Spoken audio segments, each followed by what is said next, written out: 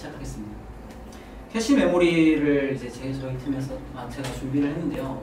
캐시 메모리가 왜 나왔을까에 대해서 궁금하실 수 있을 것 같아요. 그래서 CPU 이 캐시 메모리가 없다고 생각을 하고 이제 CPU랑 메인 메모리만 봤을 때 사실 CPU는 저희가 이제 보통 이 메인 메모리가 램이거든요. 그리고 사실 램 옆에 하드디스크나 SSD라는 보조기억 장치도 있어요. 근데 저희가 이 프로그램을 실행하기 위해서는 꼭 그 프로그램이 이 메인 메모리 안에 일단 가져와야 됩니다. 먼저 메인 메모리에 가져오고 CPU가 이 캐시가 없다고 생각했을 때 메인 메모리로부터 데이터를 가져와서 연산을 하고 다시 뭐 저장을 한다던가 이런 식으로 캐시 메모리가 없으면 그렇게 해야 되는데, 문제는 CPU의 연산 속도가 엄청 빠릅니다. 엄청 빠른데 문제는 메인 메모리까지 갔다 왔다 이 하는 시간이 너무 오래 걸리는 거죠. 그래서 CPU 성능이 아무리 좋아도 이 메인 메모리 이 속도가 못 받쳐주면은 결국은 이제 큰 의미가 없게 된 거죠. 그래서 이 사람들은 이 CPU랑 메인 메모리 가운데 이런 캐시 메모리를 만들어가지고 미리 메인 메모리에서 캐시 메모리로 자주 쓸 것 같은 데이터들을 갖고 와서 저장해두고 CPU는 이제 메인 메모리까지 갈 필요도 없이 캐시 메모리만 더 이렇게 빠르게 접근할 수 있도록 생각해서 나온 장치가 바로 캐시 메모리입니다. 네, 그래서 캐시 메모리는 CPU와 메인 메모리 사이에 위치한 SRAM 기반의 저장 장치입니다. 그래서 저희가 캐시 메모리의 이제 구조를 보시면, 구조라기보다 이제 CPU랑 이제 보시면 캐시 메모리가 이제 L1, L2, L3 이렇게 세 가지 보통 쓰거든요. 그래서 코어와 가까운 순으로 L1, L2, L3가 있는데요. 사실 이 지금 보이는 그림 같은 경우는 CPU가 현재 2개잖아요. 이런 보통 멀티코어라고 하거든요. 그래서 멀티코어의 경우는 이제 L1 캐시와 L2 캐시는 각각의 코어 안에 위치해 있고, L3 캐시는 이 코어들이 공통으로 해서 쓴다고 합니다. 그래서 메모리 계층 구조를 보시면 이렇게 되어 있거든요. 아무래도 이제 레지스터가 CPU 안에 있다 보니까 가장 빠를 수밖에 없고, L1, L2, L3 캐시 순으로 속도가 빠르다고 합니다.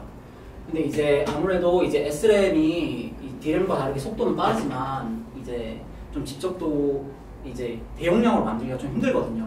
그래서 그만큼 가격이 비싸다라고 볼 수 있을 것 같습니다. 그러면 이제 캐시 히트와 캐시 미스에 대해서 알아야 되는데요.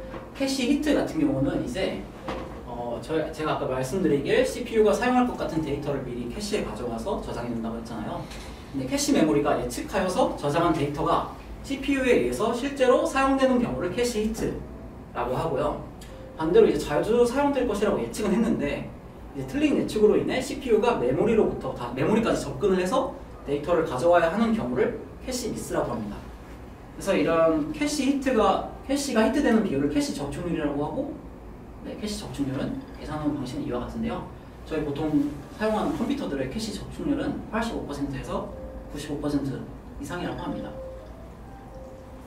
그러면 이제 궁금한 점이 또 있을 수 있습니다. 그럼 캐시 메모리는 CPU가 사용할 법한 데이터를 어떻게 예측해서 저장할 수 있을까요? 저희는 이제 캐시 메모리는 참조 지역성 원리, Quality of Reference라는 특정한 원칙에 따라 메모리로부터 가져올 데이터를 결정합니다. 이 참조 지역성은 주로 두 가지가 있어요. 시간 지역성과 공간 지역성. 그래서 이게 보시면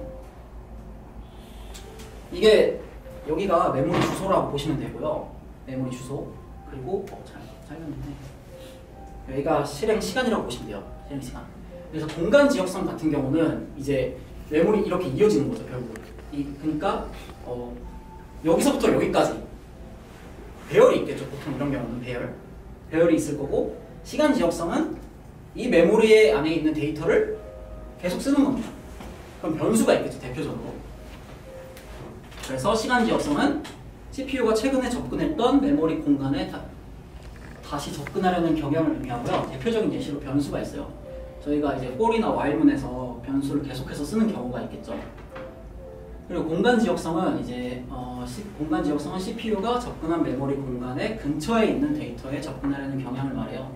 그래서 대표적으로 배열과 같은 연속적인 데이터 구조에 순차적으로 접근하는 경우가 있습니다. 자, 제가 지금부터 두 가지 코드를 보여드릴 건데요. 첫 번째 코드는 이제 이 매트릭스라는 2차원 배열이 있고, 폴문을 이제 이중 폴문을 해가지고 매트릭스 ij는 1. 그러니까 이 2만 이제 총 40만 개의 배열에 값을 1을 집어넣는 경우입니다. 이 경우 지금 ij 순으로 넣고 있어요. 두 번째 코드는 이것만 바꿨어요. ji 순으로. 이 두 가지 코드가 있는데 어느 게 더 빠를 거라고 생각하시나요?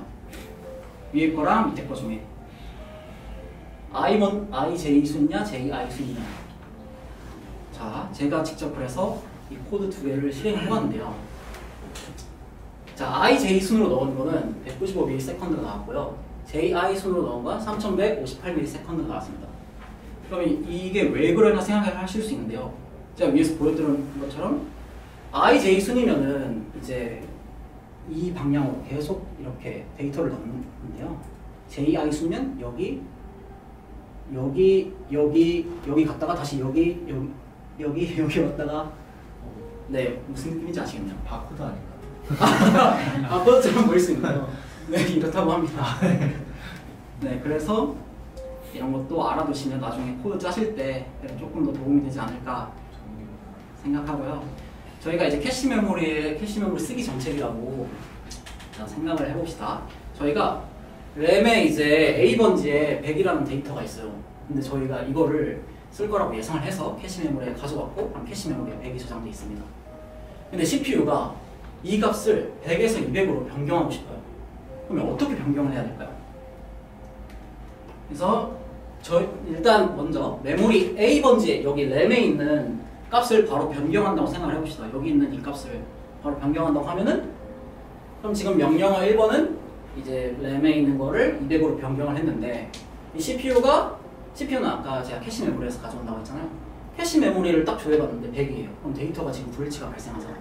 그럼 이런 거를 캐시 메모리가 일관성이 깨진다고 하는데, 이를 방지하기 위한 방법은 두 가지가 있습니다. 즉시 쓰기와 지연 쓰기가 있는데요.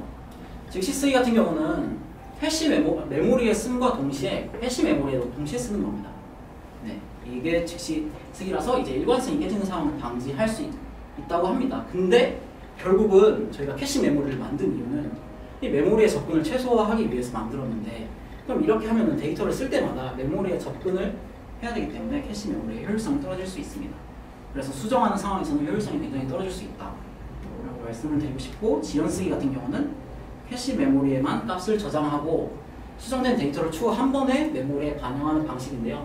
이거는 이제 메모리 접근 횟수를 줄일 수 있어 이제 이 즉시 쓰기 방식에 비해서는 빠르지만 일관성이 깨질 수 있다고 합니다. 이외에도 제가 아까 L3 캐시 같은 경우는 이 코어들끼리 공용으로 쓴다고 했잖아요. 그래서 여기서도 이러한 문제가 발생할 수 있습니다.